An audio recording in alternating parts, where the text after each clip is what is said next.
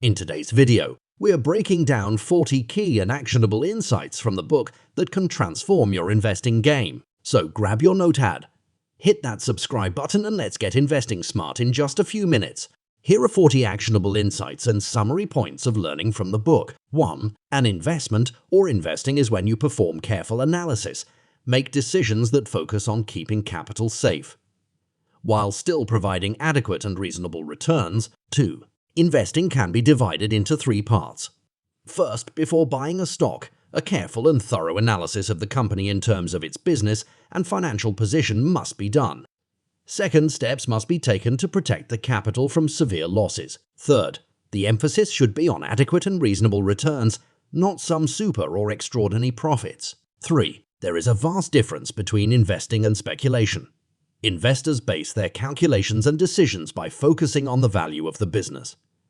Speculators take decisions based on whether the price is expected to go up or down, based on demand for the share. Speculators do not dig deep and try to understand the company and its business. 4. People who speculate instead of investing reduce the odds of building their wealth. Instead, they raise the odds of building somebody else's wealth. Speculation is a form of gambling. It is one of the riskiest approaches to try and build wealth. 5. Investing by using carefully crafted rules is highly different from gambling. This approach increases the odds of success and building wealth. 6. In case you feel the need to speculate, it is important to do so in a sensible way. The golden rule is to never devote more than 10% of your overall wealth or capital towards speculation. Keep reminding yourself that speculation is gambling, which may or may not give returns. 7. Always remember to measure the returns of your investment by considering the element of inflation. 8. Intelligent investors have a few options to guard against inflation. First, they could emphasize the aspect of buying stocks at the right price. Second, they could emphasize investing in bonds from real estate investment trusts. 9. When making forecasts about stocks, it is important to avoid assuming that existing trends will continue in the long run, or that the exact same methods of analysis will continue to pick out winners as it did before. 10. The worth of an investment is tied to its purchase price. Since a company's profits have a limit, the amount investors are willing for stocks should also have a boundary. 11. You may choose to be an active or otherwise passive investor. An active investor is aggressive and continuously searches, studies and monitors stocks, bonds, mutual funds, and other instruments. A passive investor takes a defensive approach and creates a relatively fixed portfolio that does not require a significant amount of effort from them. 12. Being an active investor requires constant efforts and analysis to keep up with the market. While this may be exhausting, it is also exciting in nature when compared to being a passive investor. 13. Both active and passive investing are equally suitable and valuable. It depends on your personal preference and circumstances, such as availability of free time. 14. An instrument that is optimal for defensive investing is bonds. 15. If you are a defensive investor, try to avoid buying stocks just because you are familiar with them. If you only buy stocks you are familiar with, there is a high chance that your decisions will not be objective. 16. Many investors make the mistake of buying huge quantities of stock belonging to companies they carry out regular transactions with. Here there is a danger that familiarity can lead to investors failing to do due diligence and miss important red flags. 17. Day trading can be dangerous. Holding stock only for a few hours is like committing financial suicide. While some trades may be profitable, in the long run you will lose money, and the broker will be the only one making gains from brokerage fees. 18. It is often easy and tempting to look back in time and pinpoint the exact price at which you should have bought or sold a given stock. However, this is a foolish way of thinking, and you should not believe that you can point such price points with perfect accuracy. 19. It is always better and recommended to diversify. It means avoiding putting all your eggs in one basket is better. Instead, it is better if you diversify and hold many baskets. 20. Right. Common stocks are highly susceptible to shifts in fluctuations in their prices. It is possible to make profits from changes. This is done by identifying the intrinsic value of a stock and then buying at that point. 21. When a team of financial experts examined mutual fund performance, they found that the returns they provided were lower whenever mutual funds had higher expense ratios. Similarly, the more frequently funds traded, the lesser their potential to earn. Keep these points in mind while deciding which mutual funds to take. 22. Index funds are one of the most preferred forms of mutual funds. They are backed by renowned investors like Warren Buffett, who claim these funds will likely be winners in the long run. 23. While taking out mutual funds, the key points to be considered include expense ratio, risk levels, past performance, and the reputation of the fund manager. 24. If you are an investor who is often prone to make rash or impulsive decisions, it is better to seek the help of a fund manager. These fund managers can advise and warn you when you are likely to make unwise choices. 25. There are 5 factors that investors should consider while deciding whether to buy a stock. First, the long-term prospects of the company. Second, the rate of dividend that it pays.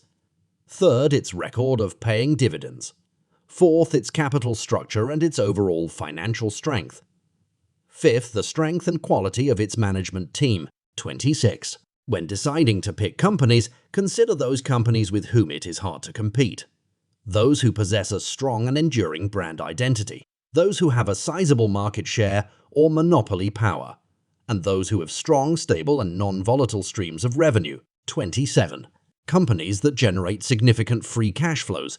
Those with debt at fixed rates and whose business has long-term prospects are safe to invest in. 28. Always consider the long-term earnings of a company. Never rely on its single-year earning while making an investment decision. 29. To be an intelligent investor, you need to have a good grip on financial reporting. Always start reading and analyzing the financial reports alongside with the accompanying notes and footnotes. Many companies tend to hide items in these areas. 30. While analyzing financial statements, whenever you see the keywords capitalized, deferred, and restructuring, you should consider doing more investigation of the financials for this company. 31. Intelligent investors who want to take the defensive approach are well recommended to buy high-grade bonds. They are also recommended to buy a range of diversified leading common stocks. Here it is essential to ensure that the prices they are paying for the stock are not unreasonably high. 32. While performing defensive investments, the goal is to eliminate as many choices of companies or stocks as possible. This is essential because it will leave only the safest choices. 33. One recommended stock selection method for an intelligent investor is to conduct research on the daily list of stocks currently trading at their 52-week low price. These are the stocks that were most likely to give positive returns in due course of time. 34. For every stock, there will be a point in time when its price can be considered a bargain. There will also be a point where its price can be regarded as expensive. Intelligent investors understand this aspect and use it to their advantage. 35. As an intelligent investor, it is vital to remember that the market often undervalues excellent companies. This provides an opportunity to purchase the stocks at a low point. 36. An intelligent investor never gets caught up in only the financial or numerical aspects of the company. They remain vigilant while maintaining common sense and looking for warning signs. 37. The concept of margin of safety is one of the main secrets of intelligent investment decisions. The margin of safety is always linked to the price that is paid for a given stock. The margin of safety refers to the difference between the intrinsic value of a share as computed by the investor and the price at which it currently trades in the market. A larger difference between the two values is considered as a safer basis for making an investment. Mathematically, the margin of safety is equal to the difference between the earnings yield of the company and the government bonds yield. For example, if the share price is $100 and the company's EPS for the last 4 years have been 7.1, 8.2, 9.4, and 10.9. And in this case, the first step is to calculate the average of the EPS, which turns out to be 8.9. This comes out to be an earnings yield of 8.9, which at the same time, suppose the long-term government bonds yield is 7.0. The margin of safety in this case is 1.9. 38. Diversification should be considered as a companion to the margin of safety. Avoiding a portfolio built on a few stocks reduces the chances of dramatic losses. 39. An intelligent investor prepares themselves by asking key questions such as how likely am I to be right? What will be the consequences of me being wrong? What's my past record with similar decisions? Am I putting too much at risk? Therefore 40. Finally, an intelligent investor always realizes that making mistakes are inevitable. at some of the other points of the investment journey. At this point, the intelligent investor does not allow mistakes to destroy them or their confidence.